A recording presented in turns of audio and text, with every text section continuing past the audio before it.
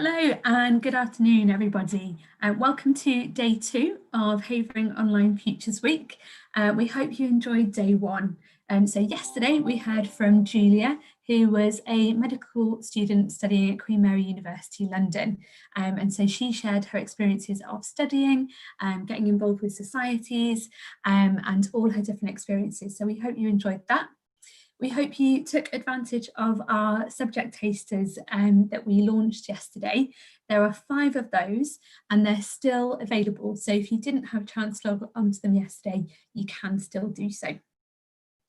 So today we're going to be looking at student finance. So you may have heard about things like student loans and student debt, and Z Mohammed and Jake Sharland from Middlesex University are going to be dispelling some of those myths that you might have heard today.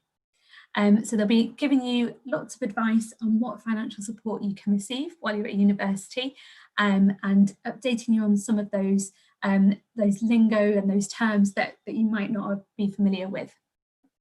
So before we get started, there is something that we would like you to do. So in the description of the YouTube video, you'll see that there is a very short survey for you to complete. This will literally take 30 seconds of your time, but it will allow you to take part today. So please complete that before we get started. So I'm just going to run through some quick points before I hand over to Jake and to Z. So as mentioned yesterday, we had our subject tasters. Today we have our student finance session. I just wanted to let you know what else is coming up for the rest of the week. So on Wednesday, we have an application workshop. So you'll learn about things like UCAS and how to apply to university. On Thursday, we're going to be hearing about degree apprenticeships, which is an alternative route into higher education that you earn while you learn, and you learn lots of employability skills as well. And on Friday, we'll finish with a resilience workshop from my colleague Ella, who will be giving you lots of tips and tricks on how to stay motivated when you're working from home. So that's a taste of what's to come. But before I hand over to Z and to Jake, just a few points about the session today. Remember to have a piece of paper and a pen or a pencil so you can take notes. Complete the mini survey below. And remember to take part. We can't wait to hear your questions. So do get thinking of those so that we can ask Jake and Z at the end of the session. Okay, lovely. So I am going to hand over to Z now, who is going to share her screen. So I will hand over to you, Z.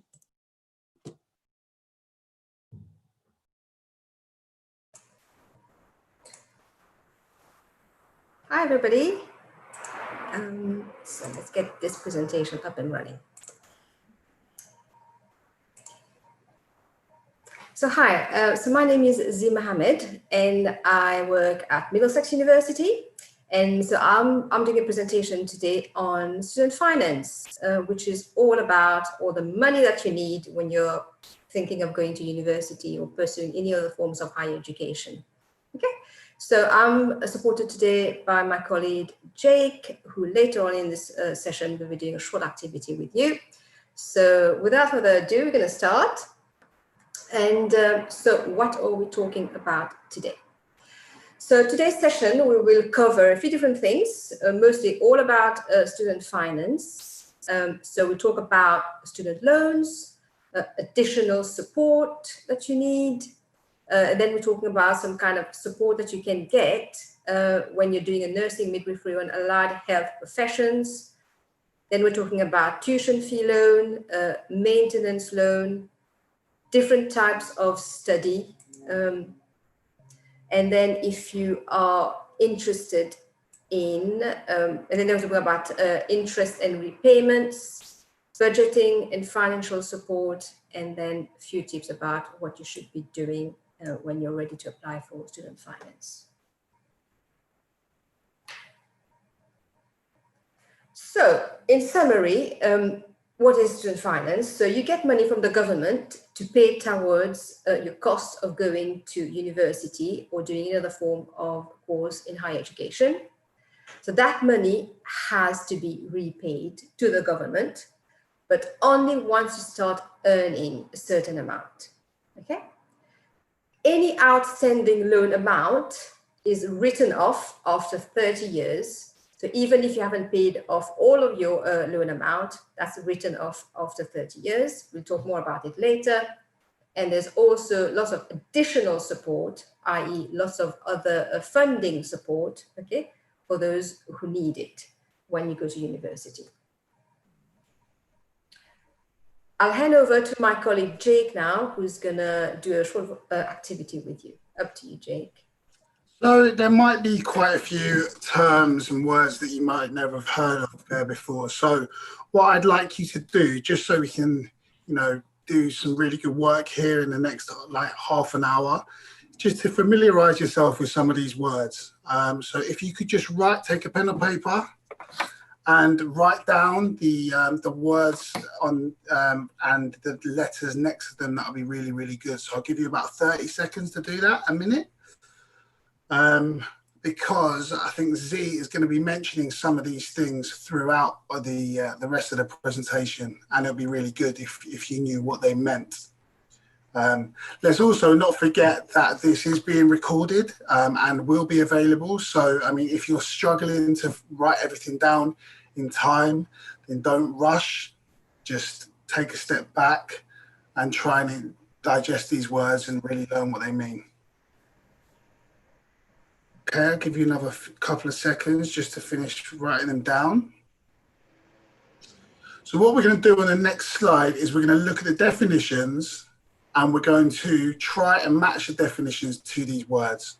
Don't worry, I will give you the answers, but just try and read each definition and try and match them to the letters, okay? So, see, could you go to the next slide, please? And again, thank you. So these are the definitions, okay, for the words that you've just written down. So if possible, just spend a couple of minutes reading these and try and match them next to the words that were on the previous slide.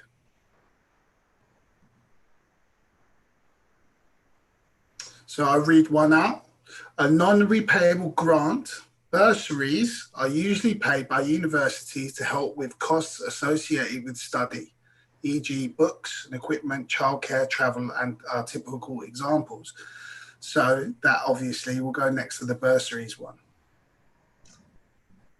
Universities and college admission service. Try and look at the first letters and see which one that matches up to. I'll just give you another minute or so.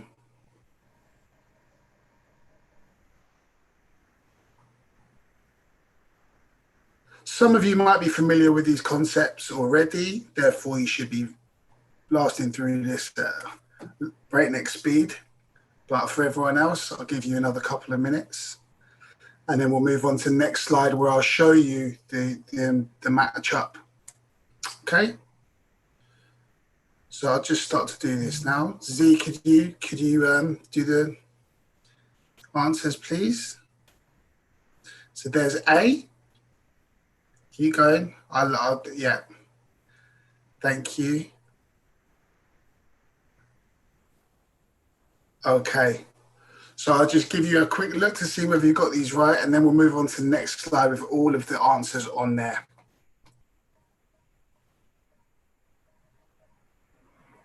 Thanks, Z. Could you go to the next slide for me, please?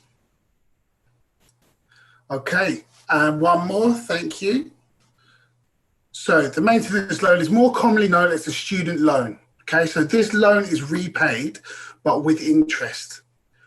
But you only have to pay this back once you're earning over £26,000 per year. Now, the usual graduate job is something around 18 to 24 grand. So as soon as you leave, if you've got an average job for a graduate, you wouldn't have to pay this back until you're earning over almost £27,000.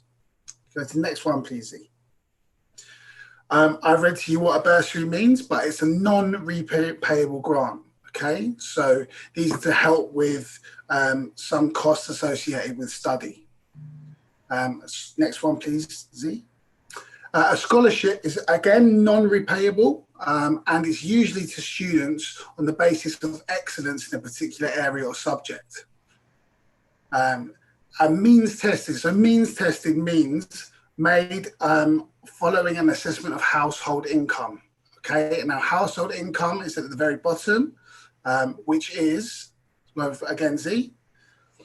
Household income is the amount your parents or carers earn. So whoever in your household is earning is how much they earn, okay? And UCAS is something that you're going to need to know, is the Universities and Colleges Admission Service. So that's who you're going to be applying through to get to university. Okay, hopefully you've all got those terms, and I'll let Z get on with the rest of the presentation. Thank you, Jake. So let's start talking about the student loans now. So when we talk of student loans, there are typically two types of loans. Yeah. So the first one is called a tuition fee loan, and the second one is the maintenance loan. So your tuition fee loan is paid directly to the university that you're applying for to cover the cost of your course, right? So you've applied for a course. That tuition fee loan is going to pay towards the cost of this course. And the maintenance loan is paid directly into your own bank account to help with living costs. That is to pay for things like rent, bills, books, transport, and also for your socializing. So student loans are not like normal loans from banks. They are designed so that you only have to make repayments when you're earning above a certain amount, okay? So I will explain more about these features later, but remember, once you start earning, and once you start applying for your student finance loan, which is not now, which is later on when you're in your sixth form, you need to have a few details ready.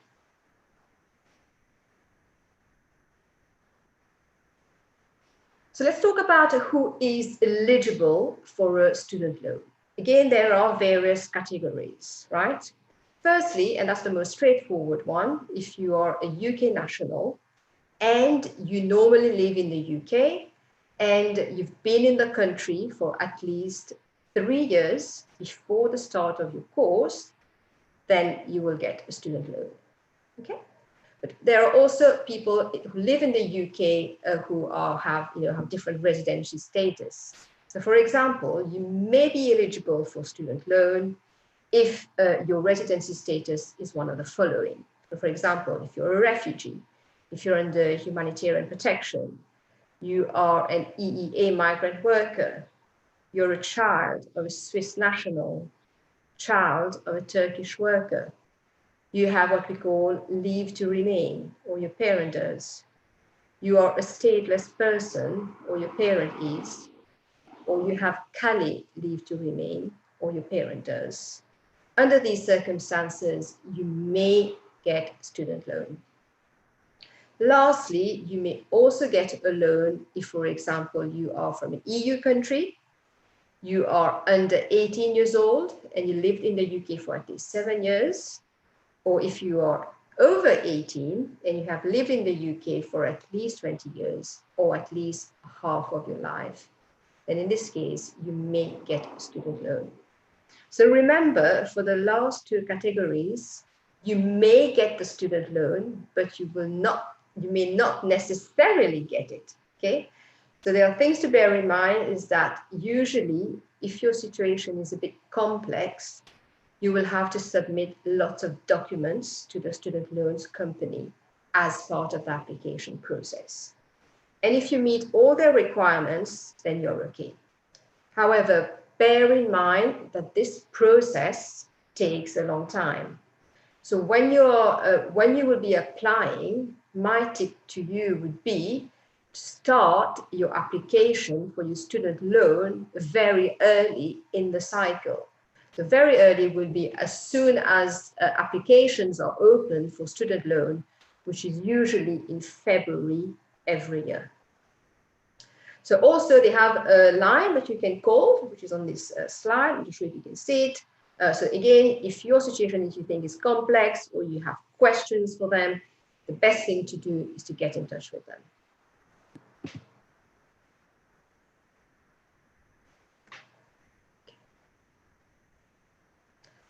So we'll look at this tuition loan and maintenance loan in more detail in a little bit of time. But first, it's also important for you to know that there are other possible sources of support or for you to get money, right? Okay. And so if you're a disabled student, for example, you can receive a range of support while you are in higher education, either from the university or your college, and also from the government through a scheme called the Disabled Students Allowance, or DSA for short. So DSA is available to help with additional costs that you may face in relation to your studies because of your disability. For example, if somebody is in a wheelchair, which means that they are not very mobile and they can't maybe take, public transport to travel, then the DSA will pay for their taxi fares when they have to come to university. Usually you don't have to come to university every day, so it's 3 or 4 days a week. DSA will pay towards that taxi fare for you to attend university. So if you are, for example, a full-time student with dependent children, okay, or you have an adult who is dependent on you, you may also be able to get some extra funding to help with additional costs that you will have. And there's also talk about some health students in the next slide. But what you need to know is that this extra funding will not have to be repaid. So as Jake mentioned earlier, these are more like grants that you get, okay? So it's money that's given to you, you don't have to pay them back, okay? And bear in mind that you get this additional funding on top of the tuition fee and maintenance loans that you will be applying for separately.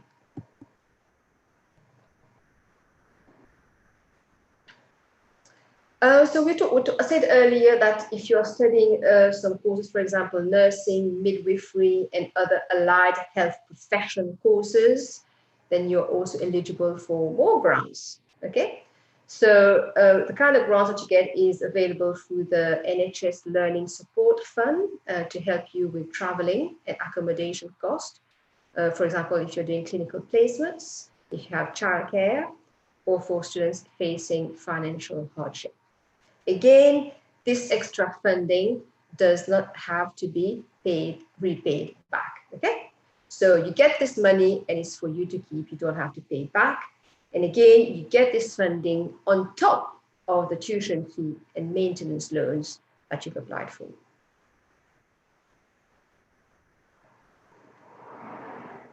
So let's talk a little bit more about the tuition fee loan and how it works. Okay, so it's important for you to think carefully about your choices for higher education.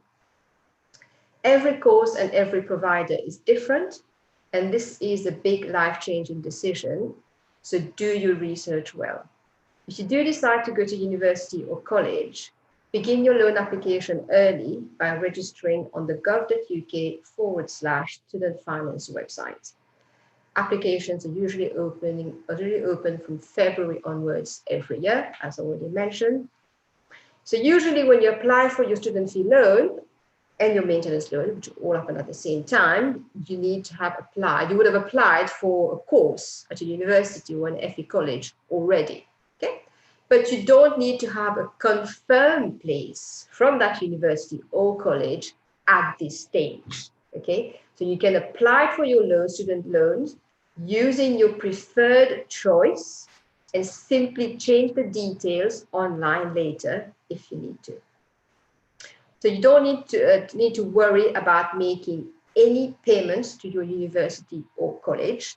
So as we said earlier, that tuition fee loan is paid directly to the university you're going to attend, okay? And that's paid in 3 installments per year at the beginning of each term.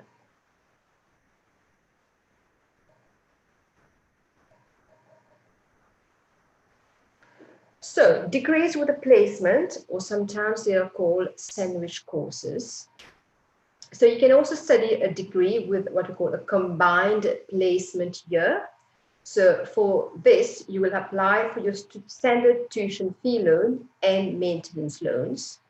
Some universities will require you to pay a tuition fee for the placement year, which is usually much less than what you would pay if you were attending university that year. However, the fee, as I said, is usually much lower, right? It makes sense. So if you apply for a student loan to pay for the fees, you still need to apply for the loan in your placement year, or you will be required, either you will be required to pay the tuition fees yourself. Okay, so that tuition fee loan for that placement year, you still need to apply for that. So how student loans work usually is that you make your big application at the beginning of your, before even you start your course, right? Okay, so you're sometime in your year 13, February time, you start your application for your course. But every year you need to kind of update the student loan company that you are continuing with your course at the same university. So they send you the second batch of money for the second year and third year. And that's what it will be also for the placement year. At Middlesex University, though, if you're doing a placement year with us, you do not have to pay any tuition fees. So no fees to be paid during that year. So let's talk a bit about maintenance loan. So things like rent, transport, your books, your food, and you want to socialize when you're at university. All these are part of university life, and they all cost money, right? So the government also provides what we call the maintenance loan to help you pay towards these costs. Maintenance just means living cost. Additionally, if you are doing a long course, loans are also available for courses such as healthcare, where you study for more weeks per year than other degrees. For example, if you're studying medicine, for example, it's a longer course and you're also studying more weeks every year, but there are also loans for that. So you can start your application at the same time as the one for your tuition fee loan on the gov.uk/student finance website. So to recap, the maintenance loan is you're applying for that at the same time as you're applying for your tuition fee loan.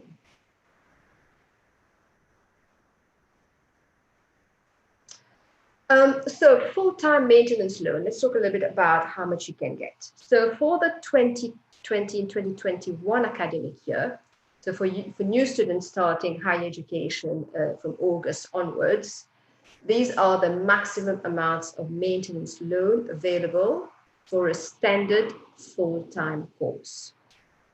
Okay? And I'm going to explain this a little bit more detail in the next slide.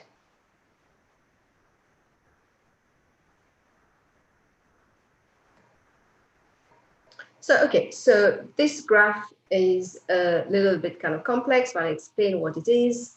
So basically it shows how much money you can borrow. And remember this, we are still talking about the maintenance loan. So how much money you can borrow depending if you're living away from home and studying full-time course outside of London. Okay, so that's if you're away from home and studying outside of London. So this y-axis shows the maximum amounts you can borrow, okay? And the x-axis shows your household income. So horizontally, it's showing household income, so how much your parents or your carers are earning. And the y-axis is showing how much of maintenance loan you can get. So, all right, okay. So let's take a bit an example. So the minimum loan amounts here on this graph are highlighted in green, and which all eligible students can get regardless of household income. So that's all eligible students will get that. And the maximum loan amount is highlighted in light blue for students from households with an income of £25,000 or less per year. So that's the maximum loan amount. So, for example, if you have two parents earning £25,000 each, then their joint income will be £50,000. and the amount the student, so you're eligible to get is £5,905. Okay, so therefore, in free installments, that will be free installments of 1,968.33 pence. So that's free installments which get paid to you into your bank account so every term. Okay, so again, installments are paid if you're fully enrolled in September, January, and April. And the second example is, for example, if your household income is £25,000 or less, you will get free installments of £3,067.66. Okay, let's look at the next slide.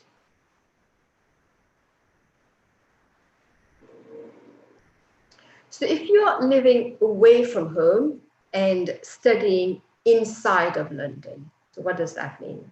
So you're away from home and studying in London, you can get a slightly bigger maintenance loan, okay? As typically it costs more to live in London, makes sense, okay?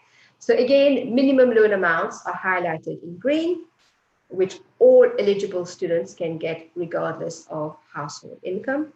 And maximum loan amounts are highlighted in light blue, again for students from households with an income of £25,000 or less per year.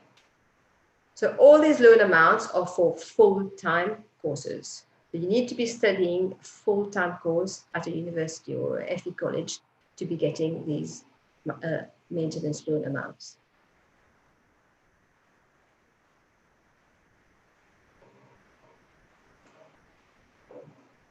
So if you choose to stay at home, so for example, to live with your parents or your carers while you study, so the maximum amount of maintenance loan you can borrow is reduced, as your living costs will likely be lower.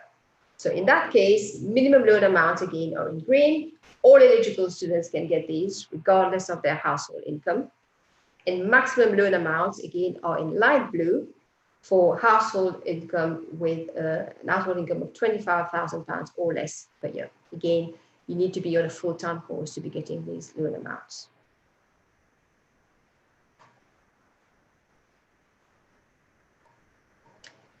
So let's talk a bit about how you repay your loan, okay? So as we said earlier, okay, you only start paying back once you start earning a certain amount of money, which currently, so for this year, it's at, for next academic year, it's at £26,575, okay? Or its equivalent per month is about £2,200, or per week is around £500, okay? So if that amount is called the repayment threshold, okay? So what that means is that you don't need to make any repayments back to the government if you're earning less than that, all right? So if you're earning less than £26,575, you don't need to be paying back anything back to the government yet, all right? Once you start earning over that threshold, then you need to start making payments, okay? But you will only be making payments on the part of the salary which is above the threshold, okay? So if, for example, you are earning £28,575, you will be making a repayment of 9% only on that extra £2,000, which is 28,575 minus 26,575, that's £2,000. You make a payment of 9% of that amount. So that is your repayment over the year, of course. Yeah. So the repayment threshold, that's updated annually, so it keeps pace with average earnings. So for most people, repayments will be taken automatically from your salary before the money goes into your bank account, okay, just like as if you are paying your tax. And of course, for people who are self-employed, there are different arrangements, but you can deal with that when the time comes.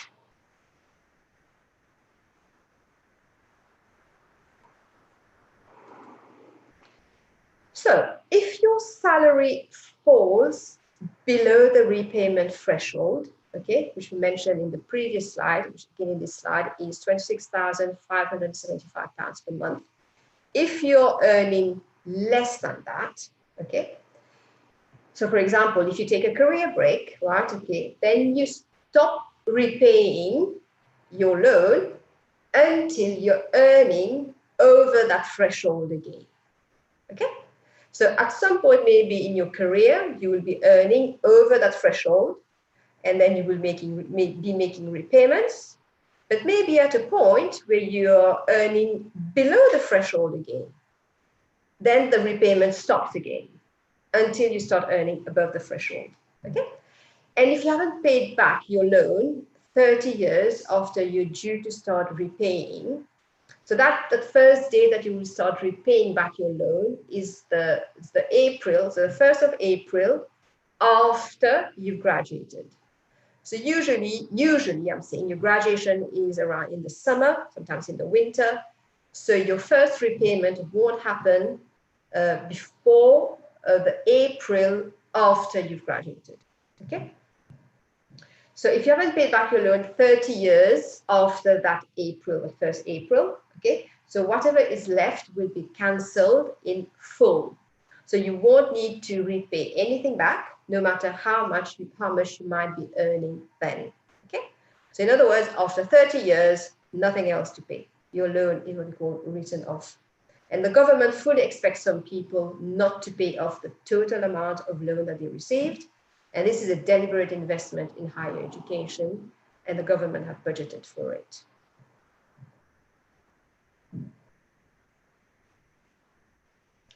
As we mentioned earlier, lots of other universities or even colleges have other kinds of support, financial support for students starting university. Okay, so they're what we call bursaries or scholarships. So a bursary is just another name for a financial grant, okay, that is used to help people study. And a scholarship might also be a grant or reduction in your fees. And sometimes these terms are used interchangeably, okay? So most universities and colleges offer their own bursaries and scholarships to students, okay?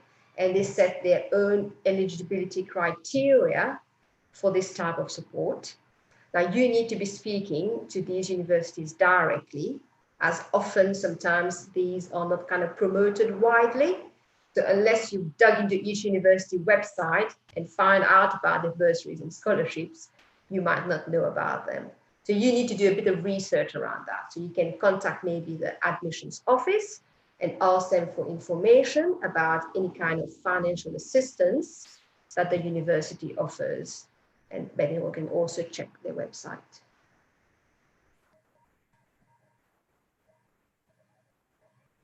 So at Middlesex University, we have a student welfare advice team, sometimes they're called SWAT, and they're there to help students deal with any financial, practical, or legal difficulties you may face during your studies at Middlesex University.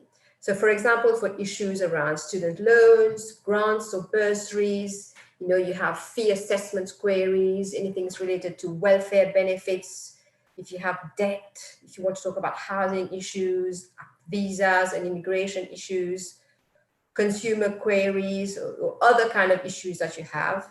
So that team specifically can help you with your kind of these matters.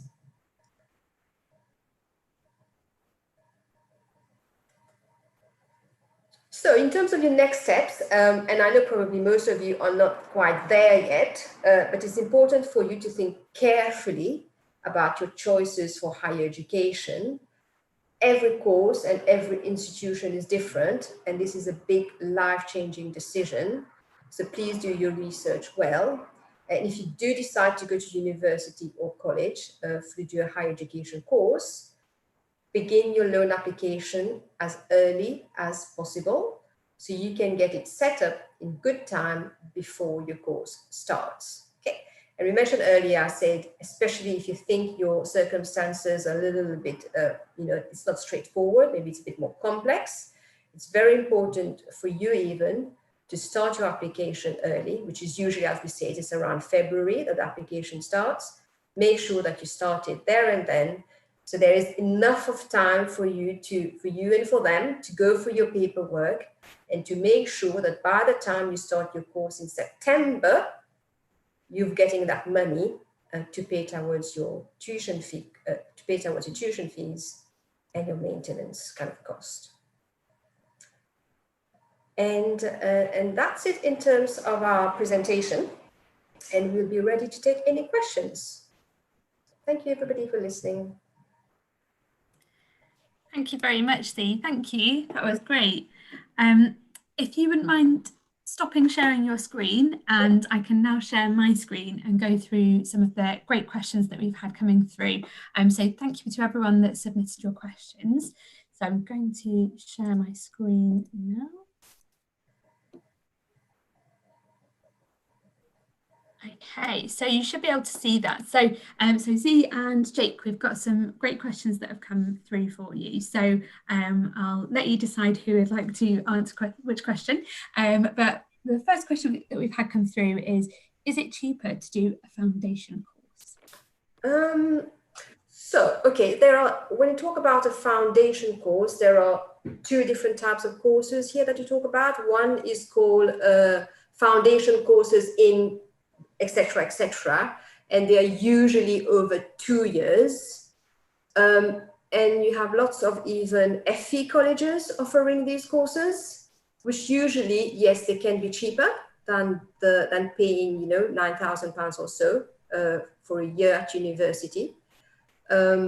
Depending where you're applying for that foundation course, that cost can be cheaper, or it could be more or less the same as your kind of other course. And then there are courses called, for example, you're doing business management with a foundation year. Okay, so this is different to a foundation course. So for example, that course, business management with a foundation year, that means you will have to do an extra year at university. And it's usually for students who do not get the grades to start an undergraduate course in that first year, right? Okay, so they need to do that course with a foundation year. Now that extra year costs the same as a first year at university, which in most cases is just over £9,000.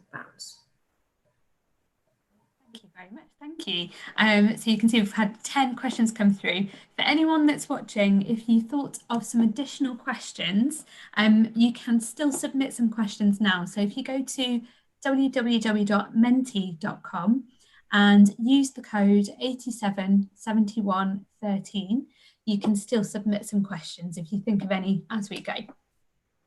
Okay, so the next question is, and this is a good one, and you mentioned it a little bit, Z, but how old do you need to be to begin a student loan application? So the old you need to be. So the kind of youngest you will be is usually 17 years old, right? Okay, because you will be most probably in your second year of college. That will be the youngest, right? Or sixth form. And usually by then you're 17. Some of you wouldn't have turned 18 yet. And you can make your student loan application then. But I don't think it's necessarily something, there's an age kind of a minimum age there. Even if you are somebody who maybe you're a bit of a bright student and you're younger by the time you're in your sixth form, 16 or something. Maybe if you're under 16, then maybe you need some kind of consent from your a parent or a carer. But I wouldn't think there's a minimum age for that. But your advice would be, if you are applying to university, then apply early on in the academic year of that year that you're applying. So you mentioned February when things open. Yes. Would that be your, yeah. Exactly. So usually your application for university can be any time from that September of your year 13, yeah, right? For most people, it's by January they would have applied. So then the month after that, February, I think it's after mid-February, end of February, then the Students' Loan Company opens their application for you to start applying your student loan, okay? And sometimes we've been told that many people wait until it's quite late to start applying for their tuition fee loans and maintenance loan. And what can happen is that if you start your application late, especially if you're not your case is not very straightforward, and it might take time for you to, for the application process, the danger is that by the time you're starting in September, the company is not ready, has not fully processed your application yet, and is not ready to start to give you the money, basically. Mm-hmm. So in that case, you will find yourself either you have to pay that first tranche yourself to the university, or you'll be delayed instead in starting your course. Thank you, that's really helpful. Thank you. So next question. So this is an interesting one. I like this. I like this question. So do you get into trouble if you start earning more? For example, if you had a business while you're at university, would that change any student finance? And I think what they probably mean, it's probably around their student loan, I wonder, and if you start earning a certain amount of money. Yeah, so if they start earning money while they are already at university, yes. No, you still wouldn't have to pay back your student loan. You don't have to pay it back. So that money that you make while you're at university, that's yours to keep, right? As we said, you only start making that repayment the April after you've graduated. Okay, so after you've kind of finished your course, right? Okay, so if you finish your course sometimes in June, for some people it can be November, December sometime, then it's the first April after that. That's when it kicks in. You remember the financial year starts at 1st of April. That's when you will start making repayments for your student loan. Even if you're earning while you're at university, you're not making any repayments yet. And I would say as well that lots of students while they're at university have part-time jobs as a little bit of an extra income. So to sort of answer your question, you wouldn't be penalised for having an additional income while you're at university. It wouldn't affect anything. That's, yeah, quite a wise thing to do if you do have a little side business or a part-time job while you're at university. Definitely. I'd also say that it's actively encouraged for students to have part-time jobs, but also I know at Middlesex we encourage students to think about business and to think about their own businesses and enterprise. So to have a business while at university, it can only be as a positive thing and show that you're someone who's very driven. So I think that's, is something that would be encouraged. Just to add there. Yeah, great stuff. All right, lovely. So next question, what have we got next? So I think we covered this a little bit in the presentation, but how much do you have to take out as a student loan and how long do I have to pay it back? So Z mentioned that you have lots of time to pay it back. If you don't pay it back within 30 years, that's when your student loan is written off. So you don't have to worry about it anymore beyond that point. But yes, Jake or Zia, I don't know if you perhaps want to answer, how much do you have to take So how much you have to take out as a student loan? So as we say, the student loan has the tuition fee loan and the maintenance loan, okay? So the tuition fee loan is what you'll have to pay towards the cost of your course. And that's kind of usually, it's fixed by your university, right? Okay. And you will have to take all of that out as a tuition fee loan to pay towards that. When it comes to the maintenance loan, what we mentioned in the slide is that, for example, if you're, living with your parents, for example, there's only so much money you can get on that maintenance loan. These are the maximum amounts, yeah? The one that we talked about in the slides are the maximum amounts. Now, if you wanted to kind of take out less money for your maintenance loan, you could still do that. Okay.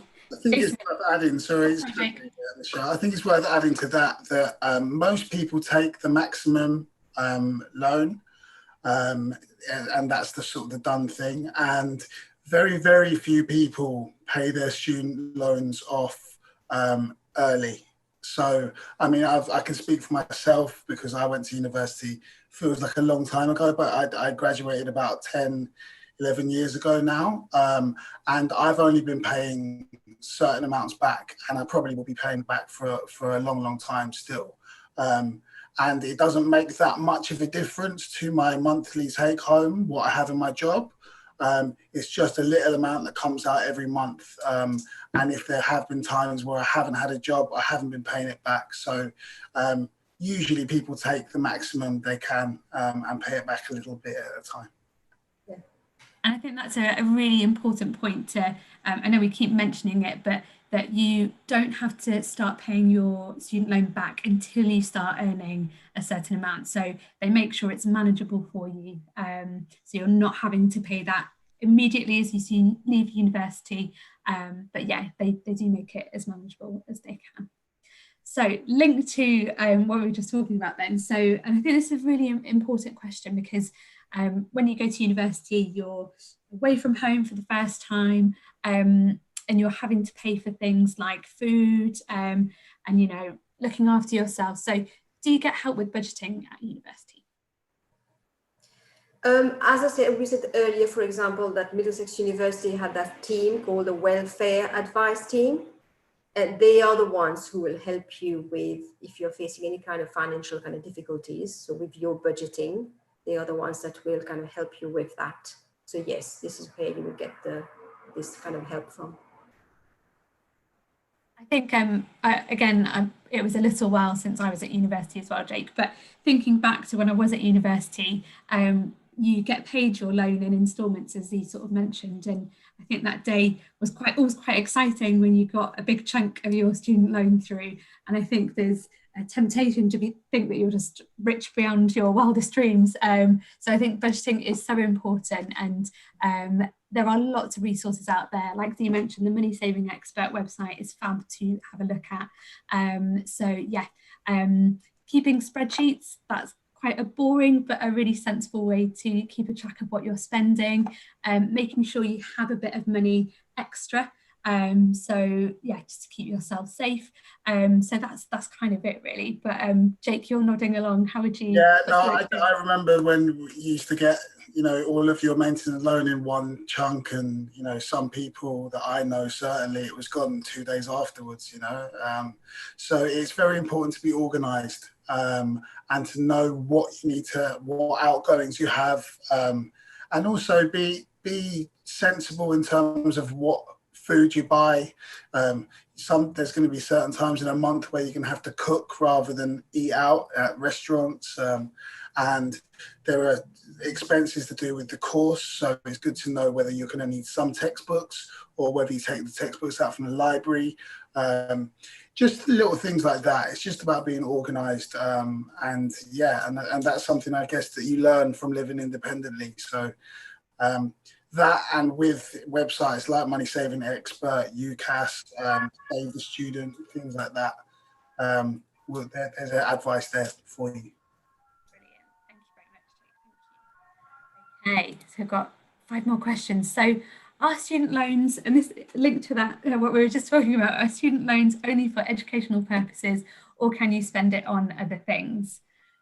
Yeah, so as we mentioned, you know, there are 2 sides student loans. The tuition fee loan, this one doesn't even come into your account. It goes directly to the university, and that pays for the education that you're getting, basically. And the other one, the maintenance loan, that comes to you, basically. And yeah, you can spend it on anything you want, but it's up to you to spend it on the right things. Brilliant. Thank you very much. Absolutely. This is a really good question, and you mentioned the welfare team at Middlesex, but what happens if you run out of money and you don't necessarily have a family member that you can contact and ask for help? What's the best thing to do in that situation? So as I said in the presentation, all universities will have some kind of hardship fund, so bursaries or some kind of scholarship that people can apply for. You will have to meet still, you know, eligibility criteria for that. But yeah, if you don't have family to go to, you will most probably be eligible for 1 or 2 of these bursaries or scholarships, and you will have to get in touch with the team at university who is in charge of that. But also what you need to know is there are other organizations offering have hardship funds for students maybe who don't have support from family. You can, sometimes the people at the university can inform you about them, or you can do your own research online and find which organizations they are and get in touch with them. Also, I know at Middlesex, most of our students actually have part-time jobs. And if you need help finding jobs, we do that for you. So there is an in-house team called MDX Works, which helps students get part-time work for the university, and I'm sure other universities have schemes like this. So if you do run out of money and you need to pick up some part-time work, go to the university and they will help you because it's in their interest to do so. Thank you. Yeah, I think that's something that perhaps people don't realise, is that there are so many different opportunities to get part-time jobs at university, often through the university. So yeah, that's always worth exploring as well. Okay, so I think we've covered this one. Should I get a student bank account? Yeah, By the time you're starting university, need to open their own bank account. Yes. Great stuff. Lovely, thank you. Quite a straightforward one. So this is a tricky question, and yeah, apologies, Z and Jake, but it'd be great to hear your thoughts on this, unless there's it's not necessarily a straightforward answer. So obviously, we've been experiencing COVID, and it's caused, quite a lot of disruption to a number of different sectors, including education. So will they change student fees at all because of what's happening at the moment? Well, unfortunately, for the next academic year, so 2020-2021, student fees are remaining the same. Okay, nothing is changing because of the circumstances, unfortunately, as we said. So no, nothing has changed and everything is remaining the same. Yeah, thank you. And what I would say is we've heard from lots of universities who are doing everything they can to make that student experience just as valuable and just as great as it would be if students were going to be there in person. So the quality of the teaching won't be different. It will just be a different sort of experience overall. So yeah, a good question, but a tricky one. So thank you very much, Steve. Maybe something else here is that of course, yeah, we know that lots of students are a little bit concerned about that, and maybe some of them, their parents have been furloughed or have lost their job, etc. Which means that they might be a little bit in financial hardship. And what I think every university is doing is trying to find a little bit more money from their own pot to help with kind of financial support. Yeah, right. Much as possible. If students need some kind of financial help, there's more money from each university, right, to help students. Great. That's a really important point. And apply for it, if there's been application process involved, eligibility criteria involved, etc. That's good to know. So yes, so if your family has experienced some of that financial difficulty because of COVID, that's great to know that universities are doing what they can to offer support to those students. So, and that's really helpful. Thank you. Okay, and I think that's our last question. We've covered all of these. Okay. Oh, that's a good one. So do I apply for student finance even if I'm applying for a scholarship? Yes. So your student finance application, as we said, is the first application that you make, right? Okay, that's to pay towards, again, tuition fee loan and maintenance loan. And applying for a scholarship has nothing got to do with student finance. Yeah, scholarships are applied directly, right, with the university that you're going to or the college that you're going to. Yeah. So, of course, you can apply for both, and you will be applying for student finance first, and then you apply for the scholarship. That's great. Thank you very much.